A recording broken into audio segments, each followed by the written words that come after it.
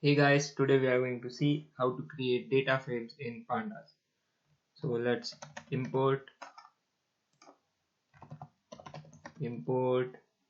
Pandas as PD. Then let's create the data frame. PD dot data frame F capital, and this is how you define the data frame. Curly brackets, and now first the column name. Let's say the column name will write first column, first call, and then the data that we want within the inside the one.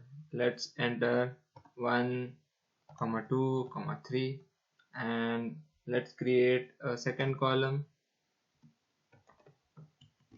second call, and let's insert data 4 comma 5 comma 6, and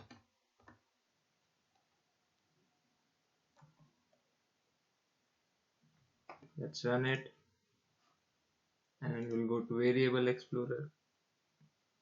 We will assign it to a is equal to this, run it, and we'll have data frame name a, and its first column is 1 2 3 and the second column is 4 5 6. So this is how you create a data frame in Pandas. Thanks for watching. Do comment if you have any doubts. Do subscribe for more such videos. Keep coding, stay curious.